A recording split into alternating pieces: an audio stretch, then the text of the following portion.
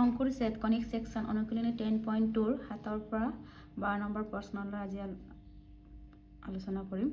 কি কৈছে প্ৰশ্নটো 7 পৰা 12 লৈ প্ৰতিটো অনুশীলনী প্ৰদত্ত শৰ্ত সাপেক্ষে অধিবৃত্তৰ সমীকৰণ উলিয়া এটা অধিবৃত্তৰ সমীকৰণ আমাৰ কি আছিল y = 4ax এটো আছিল এটো আমাৰ কি অক্ষ x অক্ষ এতিয়া সা প্ৰশ্নটো নাবি 6,0 নিয়ামিকা x = -6 এটো আমি দেখাৰ লগে লগে গম পাইছে এটো কি আছে আমাৰ x অক্ষ ধনাত্মক দিশত আছে তেনেহলে আমাৰ অধিবৃত্তৰ সমীকৰণটো কি হ'ব y = 4ax আৰু নাবি বুলি কলে আমাৰ কি আছিল অধিবৃত্তৰ নাবি a,0 x অক্ষ তেনেহলে a এৰ বুলি তুলনা কৰা কিমান আছে 6 তেনেহলে আমাৰ কি হ'ব ইয়াত a = 6 তেনেহলে আমাৰ এতেকে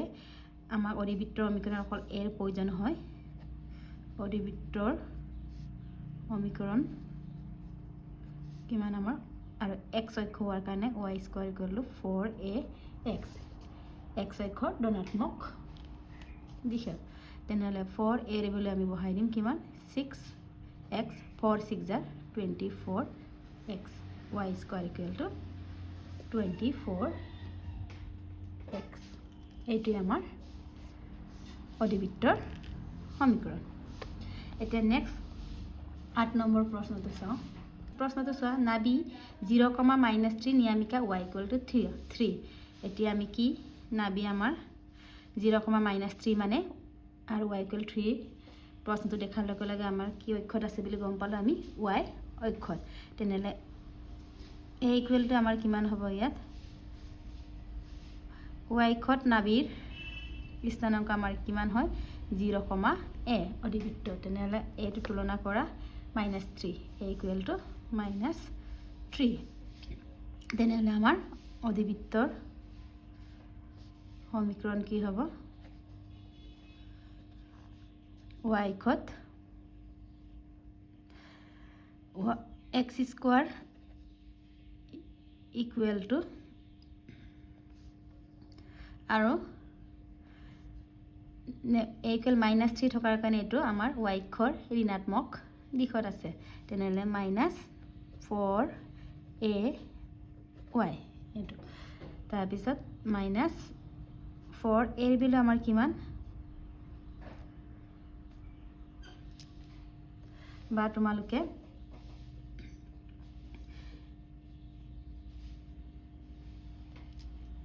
ইয়াত যদি প্লাসে দিয়া লাষ্টত আমি এনে গম পাই যাম এটো কোনটো দিশত আছেগে বুলি কলে ঋণাত্মক দিশত যেটো এর বিলো -3 এনেদৰে কৰিব পাৰা বা ইয়াত যদি মাইনাস চিন দিয়া তেনেহলে এৰ বিলো ডাইৰেক্ট 3 বহাই দিলে হল 4 * -3 -12y এটো আমাৰ ৰিজাল্ট তেনেকে এতিয়া আমাৰ 9 নম্বৰ প্ৰশ্নটো চোৱা ইকবিন্দু 0,0 আৰু নাবি কিমান 3,0 নাবি স্থানাংক আমাৰ কি আছিল অধিবৃত্তৰ x,0 আৰু এটো a,0 a = কিমান হ'ব আমাৰ 3 আৰু আমি কি গম পাইছো ইয়াত দেখাৰ লগে লগে আমি গম পাইছো এটো 3 এটো x অক্ষত আছে এতেকে অধিবৃত্তৰ সমীকৰণ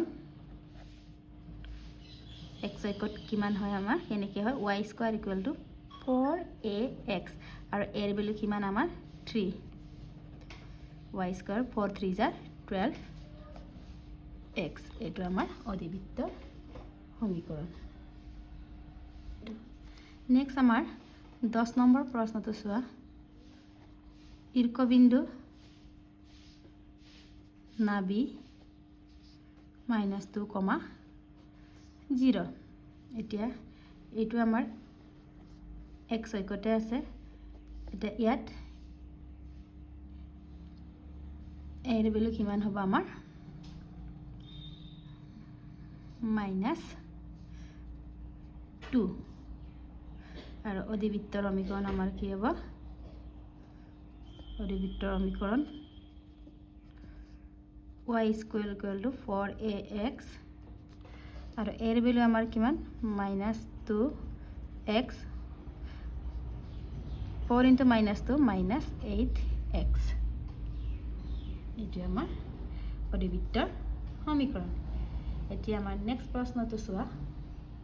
11 নম্বৰ প্ৰশ্নটো চোৱা ঈৰ্ষবিন্দু 0,0 অক্ষ x অক্ষৰ দিশত ইয়াতো আমাক মেনশন কৰি দিয়া আছে কোনটো দিশত আছে বুলি x অক্ষৰ দিশত আৰু 2 3 বিন্দুৰে যায় বিন্দু বুলি ক'লে আমি কাৰ মান বুজাও x আৰু y এৰ মান এটা চোৱা সলিউশনটো ইয়াত কি দিয়া আছে আমাক ইয়াত x = 2 আৰু y = 3 আৰু x অক্ষৰ দিশত তেনেলে অধিবৃত্তৰ সমীকৰণ x অক্ষৰ দিশত কি হ'ব y ² = 4ax ইয়াত x আৰু y এৰ মান দিয়া আছে প্ৰথমে আমি x আৰু y এৰ মান বহাই এৰ মান উলিয়াই লম তাৰ পিছত আমি অধিবৃত্তৰ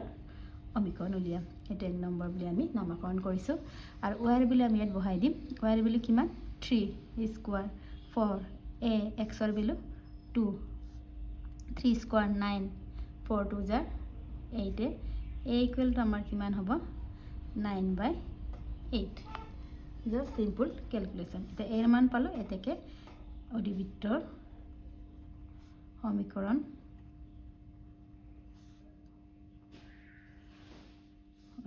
সমীকৰণ কি হ'ব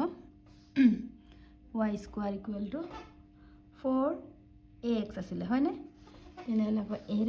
ভ্যালুটো আমি বহাই দিম এর মানটো এর মান কিমান 9/8x তাৰপিছত 4 এৰে এইটো কেনসেল যে আমি কেনসেল কৰি দিছো তেনেহলে কিমান হ'ব আমাৰ 2 টো যদি ইয়ালৈ হৰণ হৈ আছে ইয়ালৈ আহিলে আমাৰ কি পূৰণ হ'ব 2y² = 9x এইটো আমাৰ নিম্ন অধিবৃত্তৰ সমীকৰণ এতিয়া নেক্সট প্ৰশ্নটো চোৱা ঈৰ্ষবিন্দু 0,0 অক্ষ আপেক্ষিক প্ৰতিসম আৰু 5 আৰু 2 বিন্দুৰে যায় এতিয়া আমাৰ কোন অক্ষত আছে y অক্ষ এনেলে ইয়াত কি কি আছে বিন্দু বুলি কোৱাৰ লগে লগে x = 5 y = 2 আৰু আমাৰ অধিবৃত্তৰ সমীকৰণটো কি সমীকৰণ y অক্ষত x ² = 4ay ইয়াত আমি x আৰু y এর মান বহাম x এর মান কি 5 স্কয়ার দিলো 4a আমি এর মান উলিয়াম y এর ভ্যালু 2 5 স্কয়ার 25 4 2 * 8 a = কিমান হ'ব 25/8 এতিয়া আমি এর মান পোৱাৰ পিছত আমি ডাইৰেক্ট অধিবৃত্তৰ সমীকৰণ x ² = 4a y আছিল এতিয়া x ² 4 এর ভ্যালু 25/8 পালো আৰু y 4 এৰে এইটো কিমান 2 টাইম গল এই 2 টো এফালে আহিলে আকৌ পূৰণ হ'ব 2x² = 25y এইটো আমাৰ অধিবৃত্তৰ সমীকৰণ ইয়াৰ পিছত আমি 10.3 অনুশীলনটো আলোচনা কৰিম